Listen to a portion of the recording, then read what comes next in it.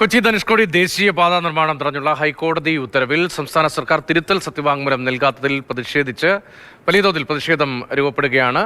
Highway സംരക്ഷണ സമിതി അടിമാലിയിൽ ഇപ്പോൾ ദേശീയപാത ഉപരോധിക്കുന്നു.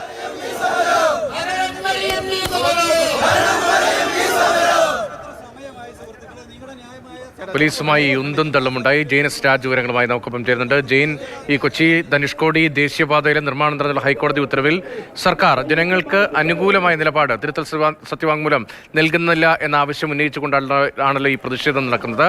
ഹൈവേ സംരക്ഷണ സമിതിയുടെ ഉപരോധത്തിന്റെ ഭാഗമായി സംഘർഷമുണ്ടോ?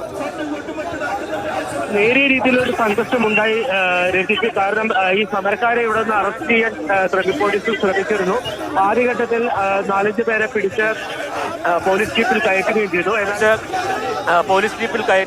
എന്നാൽ സമരക്കാരെ കയ്യേറ്റം ചെയ്തു എന്നാരോപിച്ചുകൊണ്ട് പ്രവർത്തകർ അക്രമസജ്ജരാവുകയും അവർ പോലീസ് ജീപ്പിന് മുകളിൽ കയറുകയും ചെയ്യുന്ന സംഭവങ്ങളുണ്ടായി. അതിനുശേഷം പോലീസ് അറസ്റ്റ് ചെയ്തവരെ വീണ്ടും ഈ പോലീസ് വാഹനത്തിൽ നിന്ന് പിടിച്ചിറക്കുകയാണ് ഉണ്ടായത്. എന്നാൽ വീണ്ടും പോലീസ് അറസ്റ്റ് ചെയ്യാനുള്ള ശ്രമം ആരംഭിച്ചിട്ടുണ്ട്. ഈ സമരം ഇവിടെ നടക്കുന്നത് ഒരു സൂചനാ സമരം എന്ന നിലയിലാണ്. അതായത് കൊച്ചി ധനുഷ്കോടി ദേശീയപാതയിൽ നേരിമംഗലം മുതൽ വാളറ വരെയുള്ള 14 കിലോമീറ്ററിൽ നിർമ്മാണം തടസ്സപ്പെട്ടിരിക്കുകയാണ്. ഇതിന് കാരണം ഹൈക്കോടതിയുടെ ഉത്തരവാണ്. ഹൈക്കോടതിയിൽ സംസ്ഥാന സർക്കാരിന് വേണ്ടി വനംവകുപ്പ് പ്രിൻസിപ്പൽ സെക്രട്ടറി ഒരു സത്യവാങ്മൂലം നൽകിയിരുന്നു.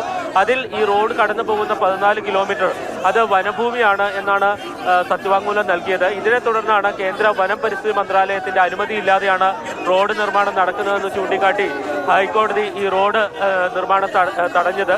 എന്നാൽ അതിനുശേഷം സംസ്ഥാന സർക്കാർ ഈ കാര്യത്തിൽ ഒരു തിരുത്തൽ സത്യവാങ്മൂലം നൽകും എന്ന് പ്രഖ്യാപിച്ചിരുന്നു. പ്രത്യേകിച്ച് ജില്ലയിൽ നിന്നുള്ള മന്ത്രി റോഷി അഗസ്റ്റിനും വനംവകുപ്പ് മന്ത്രിയും അതോടൊപ്പം തന്നെ പൊതുമരാമത്ത് വകുപ്പ് മന്ത്രിയുമെല്ലാം ഈ കാര്യത്തിൽ ഒരു നടപടി, അനുകൂലമായിട്ടുള്ള ഒരു നടപടി സംസ്ഥാന സർക്കാരിന്റെ ഭാഗത്തുനിന്ന് ഉണ്ടാകും, ഉടൻ തിരുത്തൽ സത്യവാങ്മൂലം നൽകും എന്ന് പറയുകയും ചെയ്തു. ഹൈക്കോടതി കേസ് പരിഗണിച്ചപ്പോൾ അക്കാര്യം ഹൈക്കോടതി അറിയിക്കുകയും ചെയ്തിരുന്നു. എന്നാൽ രേഖാമൂലം ഒരു സത്യവാങ്മൂലം സമർപ്പിക്കാൻ ഇതുവരെ സംസ്ഥാന സർക്കാർ തയ്യാറായില്ല. ഈ കേസ് പലതവണ പരിഗണനയ്ക്ക് വന്നപ്പോഴും ഇക്കാര്യത്തിൽ സംസ്ഥാന സർക്കാരിന്റെ ഭാഗത്തുനിന്ന് ഒരു നടപടി ഉണ്ടായില്ല. നാളെ ഈ കേസ് വീണ്ടും പരിഗണനയ്ക്ക് വരികയാണ്. സ്വാഭാവികമായും അനുകൂലമായ ഒരു നടപടി ഉണ്ടായില്ലെങ്കിൽ വലിയ പ്രതിഷേധങ്ങളിലേക്ക് പോകും എന്ന് ചൂണ്ടിക്കാട്ടിക്കൊണ്ട് ഒരു സൂചന എന്ന നിലയിലാണ് വൈകിട്ട് 3 മണിയോടുകൂടി ഈ ഉപരോധ സമരം ആരംഭിച്ചത്. ഏതാണ്ട് അരമണിക്കൂറായി ഈ സമരം ആരംഭിച്ചിട്ട് മൂന്നാറിലേക്ക് നിന്ന് വരികയും ചെയ്യുന്ന വാഹനങ്ങളെടുത്ത് നീക്കാനുള്ള ശ്രമം ഉണ്ടായപ്പോൾ വലിയ പ്രതിഷേധം രൂപപ്പെട്ടിരുന്നു. ഇനിയും സംഘർഷത്തിന് സാധ്യതയുണ്ടോ? അതോ പോലീസ് സംയമനം പാലിക്കുകയാണോ? ഈ ഉപരോധം ഇങ്ങനെ തുടരാനാണോ ഉദ്ദേശം? ഒരു സൂചന എന്ന നിലയിലാണ് ഈ ഉപരോധ സമരം ഇവിടെ പ്രഖ്യാപിച്ചിരുന്നത്. അതായത് 1 മണിക്കൂർ ഈ റോഡ് ഉപരോധിക്കും എന്നായിരുന്നു സമരക്കാർ പ്രഖ്യാപിച്ചിരുന്നത്. പക്ഷേ ഒരു അരമണിക്കൂർ പിന്നിട്ടപ്പോൾ തന്നെ വലിയ ഗതാഗത കുരുക്ക് ഇവിടെ രൂപപ്പെട്ടിട്ടുണ്ട്. ഇതിനെ തുടർന്നാണ് പോലീസ് ഇടപെട്ടത്. പോലീസ് ആദ്യഘട്ടത്തിൽ ഒരു 4-5 സമരക്കാരെ ബലം പ്രയോഗിച്ച് പിടിച്ച് പോലീസ് വാഹനത്തിലേക്ക് കയറ്റിയിരുന്നു. പക്ഷേ പോലീസ് കയ്യേറ്റം ചെയ്തു, മർദ്ദിച്ചു എന്ന് പെട്ടെന്നൊരു ആരോപണം ഉയരുകയും ഈ സമരക്കാർ വലിയ പ്രകോപനം ഉണ്ടാക്കുകയും ചെയ്യുകയായിരുന്നു.